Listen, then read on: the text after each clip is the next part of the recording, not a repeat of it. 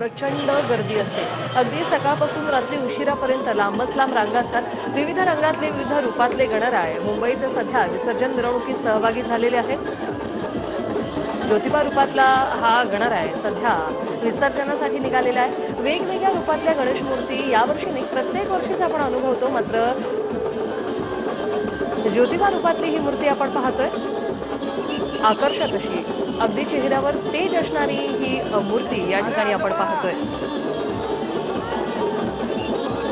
परळचा लंबोदर ज्योतिबा रूपात होता आणि परळचा लंबोदर आता निघालेला आहे। आपल्या भक्तांची सेवा स्वीकारून 10 दिवस काय करू काय नको त्यांची लगबग पाहून सर्व भक्तांना आशीर्वाद देऊन आणि पुढच्या वर्षी लवकर येण्याचं वचन देऊन परळचा लंबोदर आता निघालेला आहे।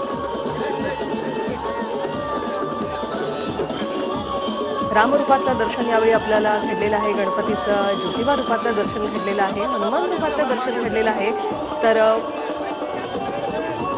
परळचा महाराजा देखील या ठिकाणी परळचा महाराजा आणि परळच्या लंबोदराची ही भेट या ठिकाणी आपण पाहतोय। 26 फुटांचा ज्योतिबा अवतारातला एकीकडे परळचा लंबोदर आहे, तर दुसरीकडे व्हायरल झालेला परळचा महाराजा आहे। दुष्टांचा संहार करताना आपल्या आयुष्यातली विघ्न दूर करणारा हा विघ्नहर्ता यावेळी मोठ्या प्रमाणात व्हायरल झाला होता। मोठ्या संख्येत लोकांनी दर्शन घेतलं होतं।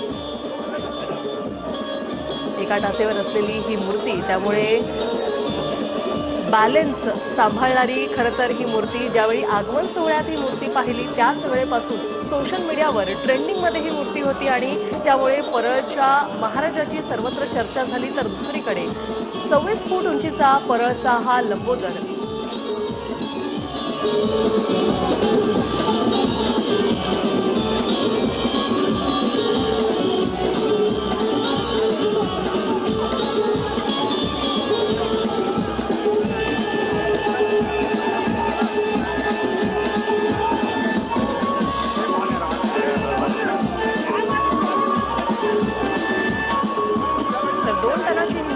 एका टाचेवर बॅलन्सिंग गणेश मूर्ती म्हणून मुंबईतील ही सर्वोत्कृष्ट गणेश मूर्ती ठरलेली आहे।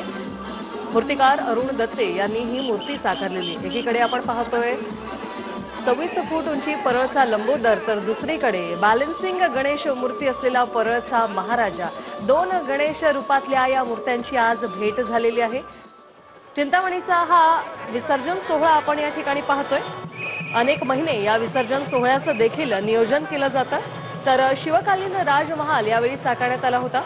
गणेशोत्सवाच्या निमित्तानं साकारलेला हा देखावा शिवकालीन संस्कृती आणि छत्रपती संभाजी महाराजांच्या शौर्याला एक अनोखी मानवंदना देणारा ठरला होता। तर ही दोन दृश्य आपण पाहतोय।